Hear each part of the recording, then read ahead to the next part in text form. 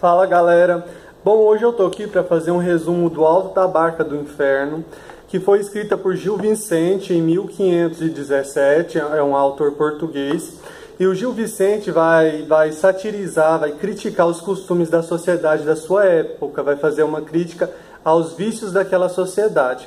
Então a peça vai falar da condenação dos pecadores. Então o cenário da peça é o seguinte: é uma praia, tem dois barcos, o barco do inferno e o barco do céu. O barco do inferno é comandado pelo diabo, que dá a palavra se a pessoa vai entrar no barco, e o do céu é comandado pelo anjo. O primeiro morto a chegar é o fidalgo. Ele chega com um manto, chega acompanhado do seu ajudante, com uma cadeira de espaldar. E todos vão conversar primeiro com o diabo. E o diabo fala que ele vai para o inferno, que ele foi muito vaidoso, mas ele não aceita e vai falar com o anjo. O anjo fala que ele foi vaidoso e que a vaidade dele não cabe no barco do céu.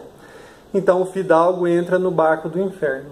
O segundo é o onzeneiro, que também é agiota. Essa palavra significa agiota, que emprestava dinheiro para as pessoas. O diabo também fala que ele está condenado porque ele explorou muitas pessoas. E ele vai falar com o anjo. O anjo também fala que a mala de dinheiro dele não cabe no barco do céu, mas que cabe lá no barco do inferno. Ele ainda tenta dar umas desculpas, todos vão tentar dar desculpas, vão falar que foram nas missas, que respeitaram as leis da igreja, mas não adianta. Aí o agiota também é condenado, vai para o inferno. Aí vem o parvo é o tolo, é o bobo, que vai fazer muitas piadas, muitos trocadilhos com o diabo chama ele para entrar no barco, ele fica com medo de cair na água e acaba não entrando e vai falar com o anjo fala assim: ó, você não fez nada, você não enganou ninguém, se você quiser você pode entrar no barco do céu. Mas o parvo vai ficar durante a peça trolando os outros condenados. Aí depois do parvo vem o sapateiro. Da mesma forma, o diabo diz que ele vai para o inferno, ele vai falar com o anjo fala que ele enganou muitos clientes dele, que realmente ele não tem lugar para ele no barco do céu e ele vai para o inferno. Aí depois vem o frade, vem com a sua amante, que ele tem um caso com ela, e ele fica inconformado de ser um servo da igreja e ter sido condenado a ir para o inferno.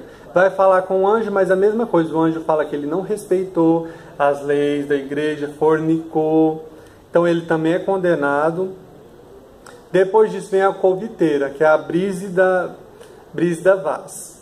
Ela vem com um monte de pacotes, de baús, trazendo joias, perfumes, poções. E o diabo também fala que ela vai ser condenada, e os outros também conhecem ela, que ela é bem famosa, uma alcoviteira bem famosa. Ela vai falar com o anjo, fala que sofreu, que foi perseguida, e que também ajudou os padres a ser felizes, e o anjo fala que ela foi alcoviteira dos padres, e por isso ela está condenada e vai para o inferno também. Aí depois vem o judeu não fala com o anjo, só fala com o diabo, e o diabo nem quer levar o judeu, mas e o judeu está carregando um bode.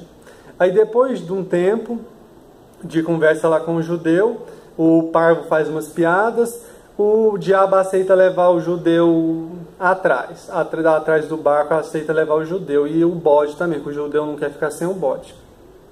Aí depois do judeu vem o corregedor, que é um juiz.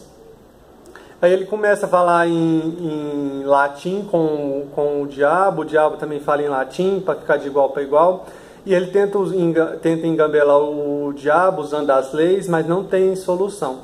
Aí nisso chega o procurador, que era amigo do juiz, que é um advogado.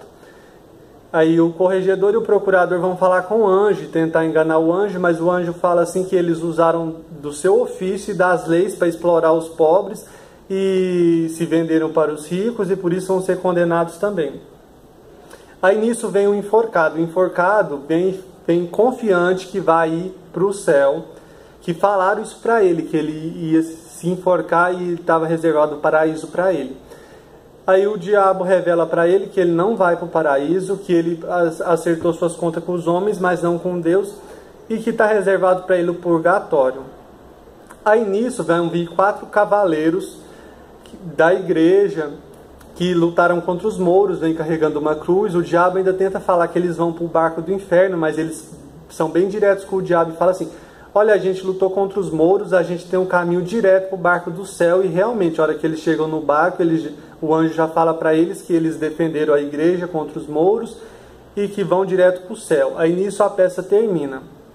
Então, essa peça do Gil Vicente vai mostrar essa questão dessas críticas a esses comportamentos sociais, a corrupção, a ganância, e tantos outros,